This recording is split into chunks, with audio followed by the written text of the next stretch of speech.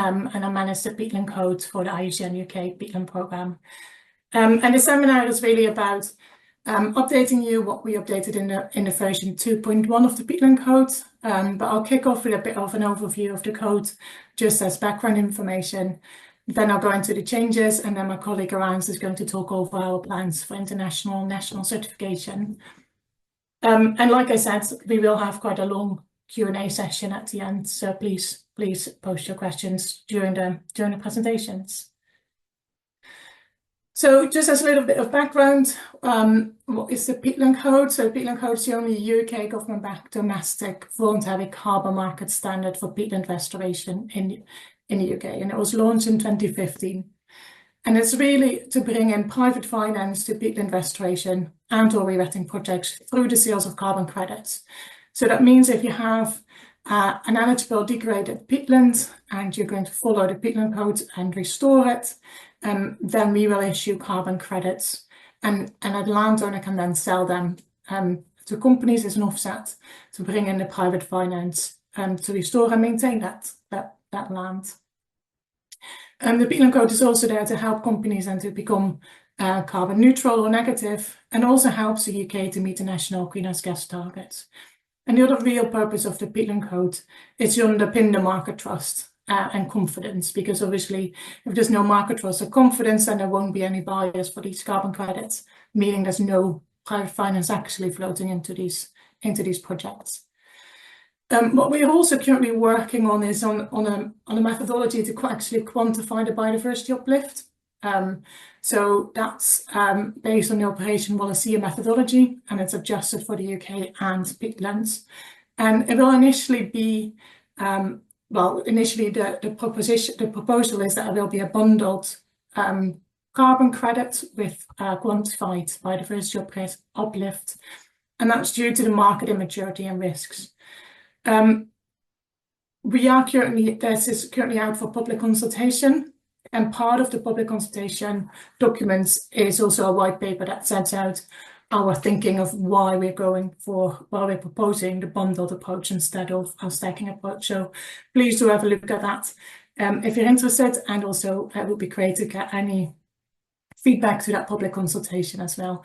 The public consultation is open until the 17th of February, so still a few more weeks.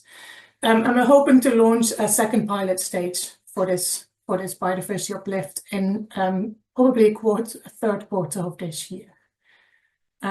But I am going to focus on the carbon credits at this point, because that's where we're still most active.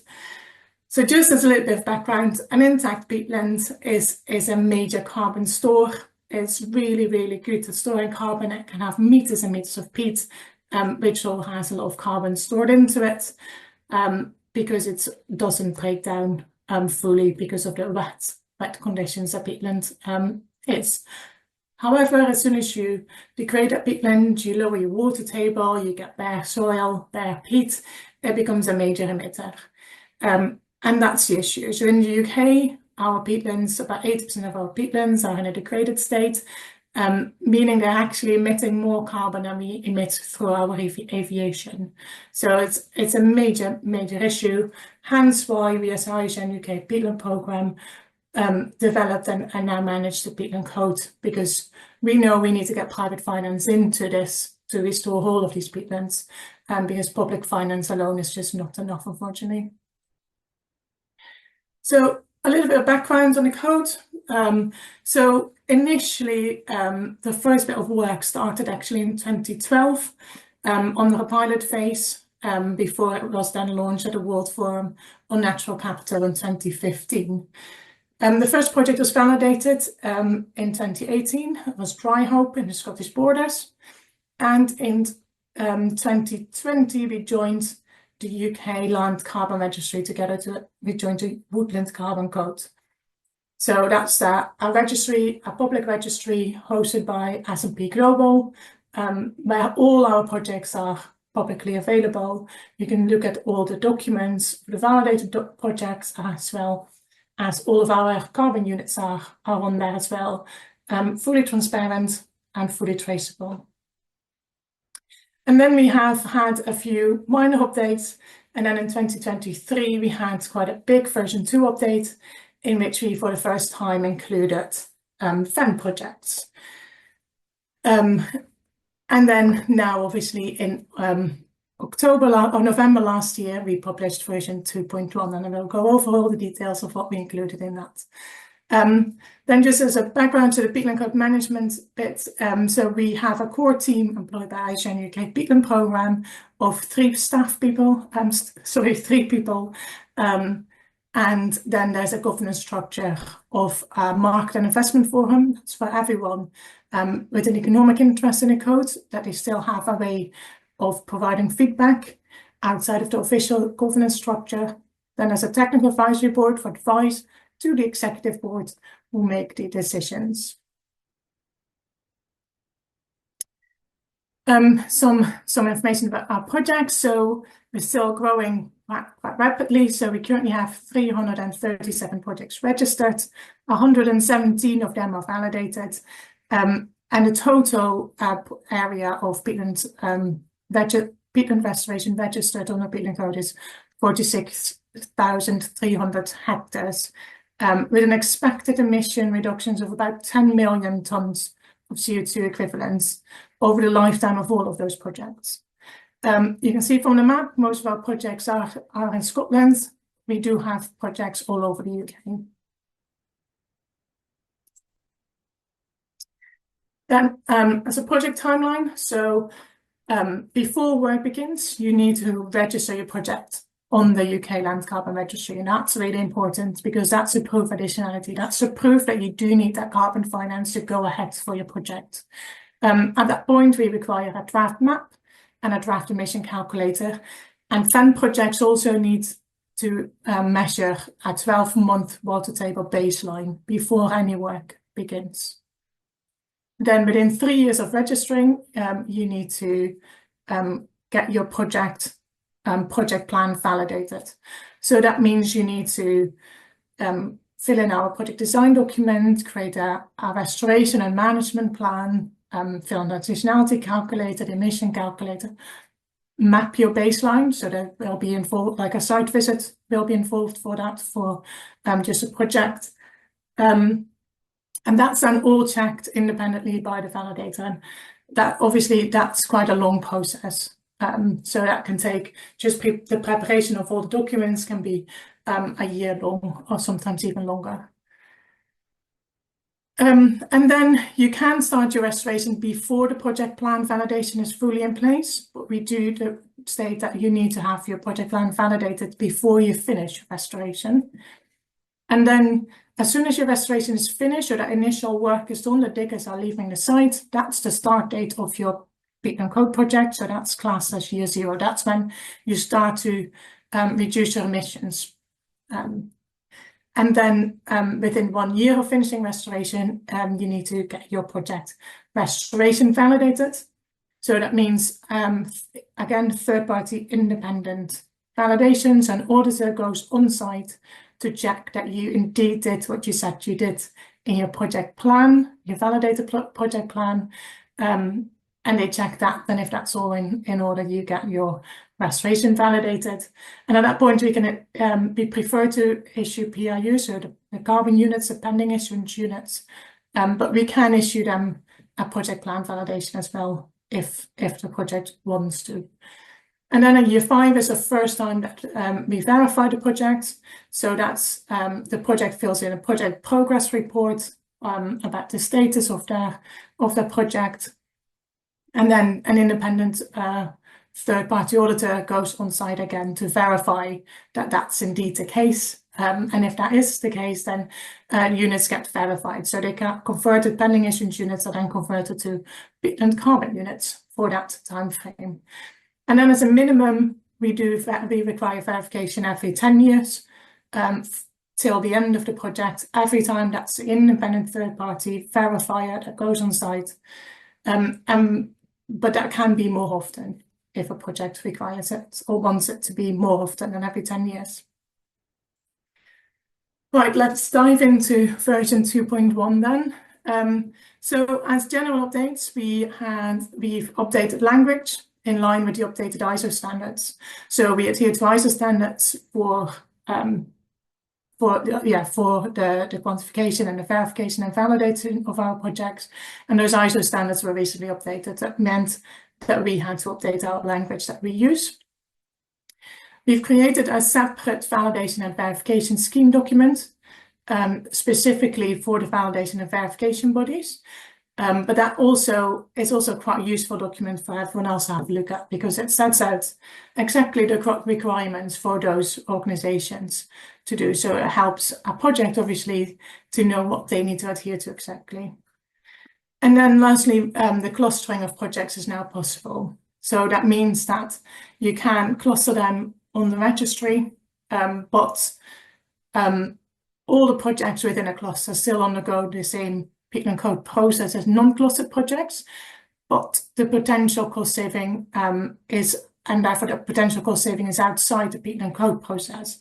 But it does really help with aligning the site visits. You can align verification times through the clustering process, meaning that if you don't have the same start date, you can still get the verification at the same time for all of those projects within the cluster, meaning you can reduce the cost of those site visits of both your own monitoring as well as the independent auditor potentially as well.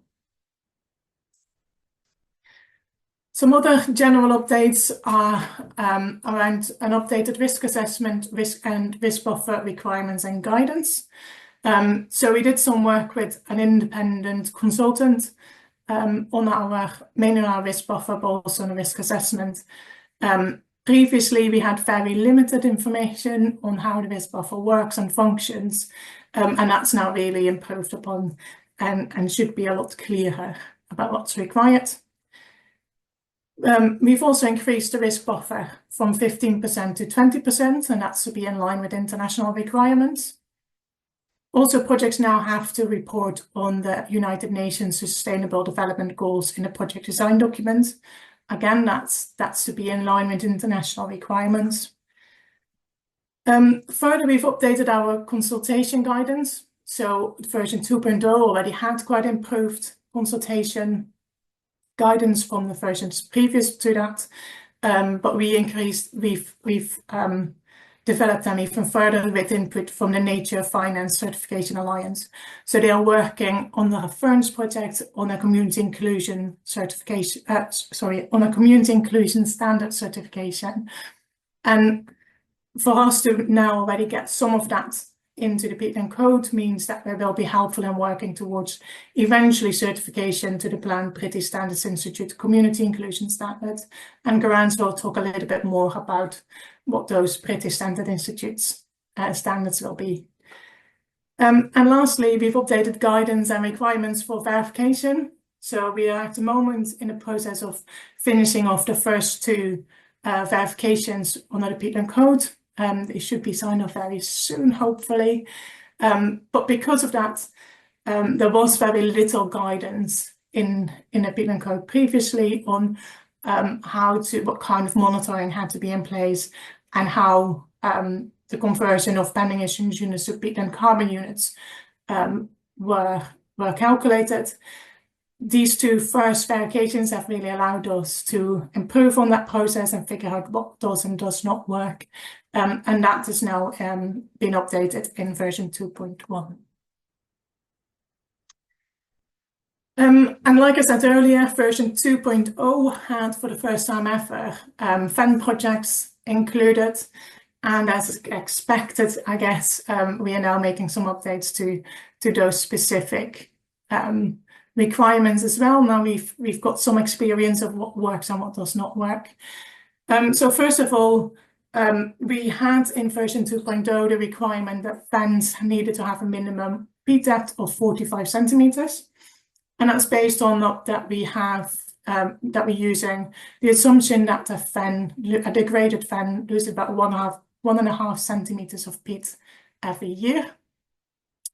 And because we are selling emission reductions, you would then, if you have 45 centimeters of peat with 1.5 centimeters losing 1.5 centimeters every year, after 30 years, there would be no peat left.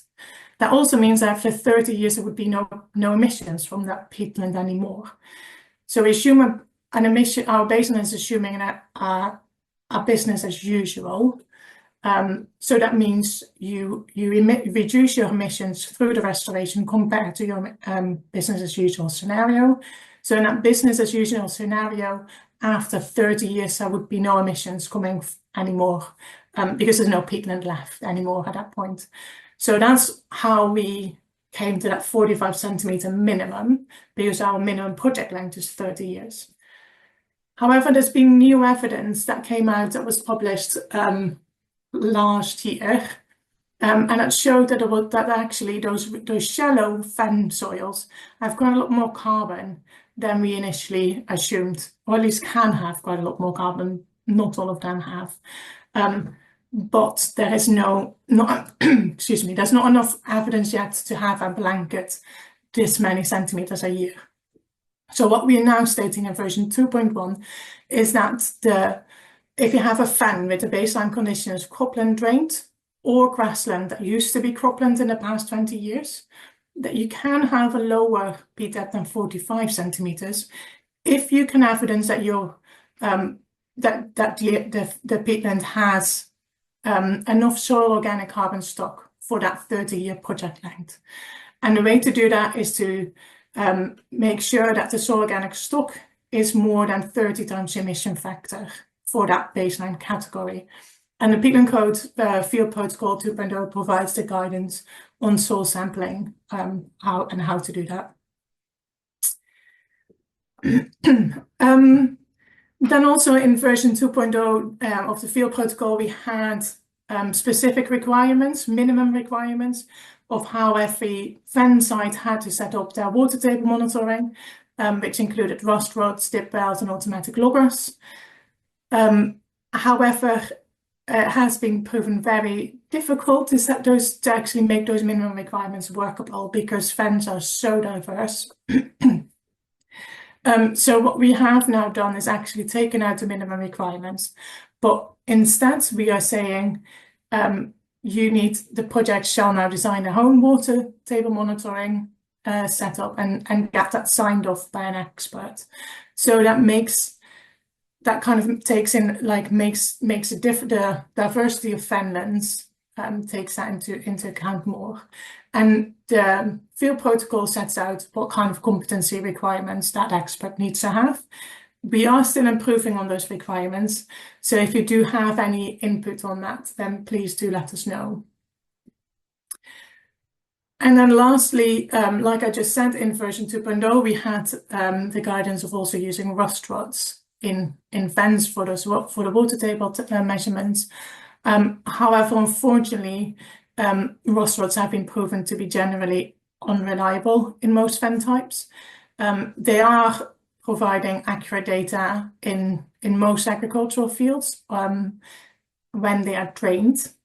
However, issues arise when the peat then when the peat has layers of flood-derived mineral sediments, because that then influences the chemistry and therefore also the rusting of the rods. So after then re-wetting those types of sites, the rust rods may therefore no longer give precise readings. So that's very unfortunate, and sites that have put out rust rods already in the Peatland Code Guidance Document 2.0, we have provided information on how to move forward for those sites.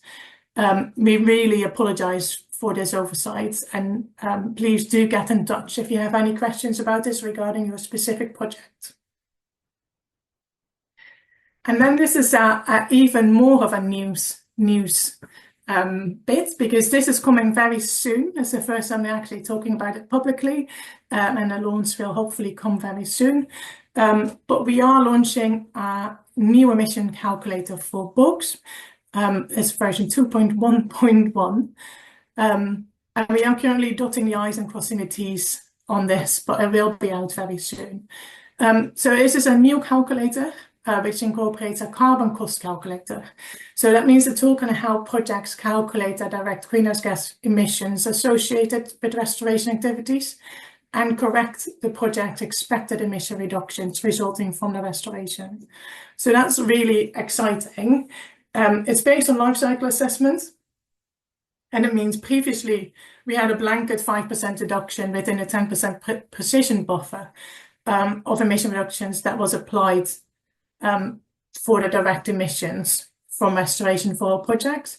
But with this new tool, we will increase the robustness of the Peatland Code, which is really, really great. And there's also work in a pipeline to expand this tool to fans as well. The project, the carbon cost calculator, is developed by Dr. Simon Carr and PhD student Jack Brennan from Cumbria University and Professor Jane Barker from Barker and Bland, and is going to be provided on the license for use in the Peatland Code. So that's super exciting, really great work. So I'm very excited to be able to share that in a few weeks with everyone, hopefully. So yeah, keep an eye out on our news piece and socials for that. And then just on implementation dates for version 2.1. It was properly launched in November. And like always, there's been a 3-month transition phase for everyone to be able to prepare for the changes that we've made. And from the 1st of February 2025, all project plan validations and verifications shall be against Peatland Code version 2.1 and the associated documents, with the potential exception of using an earlier version of the Peatland Code field protocol. And that's only the case if your project can evidence that they've done the field survey before the 1st of February 2025 in order to use an earlier version of that field protocol. And detailed guidance on this is provided in a guidance document. And just to add to that, project plan validations and restoration validations are always done to the same version of the Peatland Code. So even if there's been a version update, you then don't have to change your baseline or documents for your restoration validation. So that's still the same version as your project was initially validated against. And field surveys are valid for 2 years and PDAP surveys up to 5 years. Then lastly for me, just some future developments of the Peatland Code. The first acronyms there are actually Grant is going to talk about that. Like I just said, the biodiversity quantification is on the way. The consultation is open. Have a look on our website and hopefully you'll be able to find it. If not, drop us a line and we can link it to you. And then the other Friends project that we are involved with together with the Woodland Carbon Code. I forgot to mention actually the biodiversity quantification is also together with the Woodland Carbon Code. So it's the same mechanism being proposed for both Peatland Code and Woodland Carbon Code, with obviously different metrics. And then there's going to be a template buyer and seller contract as well. So that's developed through the Friends funding as well for Peatland Code and Woodland Carbon Code. Right, that was all from me. I'm going to hand over to my colleague, Garance. Thank you. Thanks, Renee. Really great to see you all today. Thank you for joining us. So I'd like to give you a brief overview on accreditation. But firstly, my name is Garance Wood-Mullen and I am the Peatland Code Development Lead here at the IUCN Peatland Programme. And really what I want to focus on today is, why do we need accreditation? What are we doing? And just take you on that journey, really. And as Renee mentioned, there are quite a few acronyms, so bear with me on that. So firstly, why do we really need accreditation? What's kind of stemmed and why do we need it? I've put a few snippets on the screen there, and you've probably all read these articles, seen it. A lot of criticism looking mainly at RED+ methodology, but it is focused quite heavily on the voluntary carbon market, carbon credits. And a lot of those concerns have kind of gone to the companies and they're really worried about being accused of greenwashing. And so that then has led to maybe a worry of being, a worry in their kind of portfolio of what they invest in, maybe the carbon market, and gets less confidence. And so then fewer credits are bought and less projects are being invested in. And really that creates a gap because companies can't really distinguish what high integrity looks like. So that creates a gap and a real need for a mechanism to allow companies to quickly identify, what does good look like? Can I trust this project? Are the claims real? And that's where accreditation can really play a fantastic role, because it can then help boost that confidence and really help cut through all the noise, really. And so when I talk about accreditation, there are different types of standard bodies. There's the international aspect, and that's what I'll focus on today. There is a lot happening on the UK space, and I just thought I'd point that out and mention that the British Standard Institute, so BSI, is developing a standard called 701 Flex. It's in draft at the moment, and that will really be an overarching standard for carbon crediting codes like the Peatland Code or the Woodland Carbon Code to align against, and really be that benchmark of what high integrity in the UK looks like.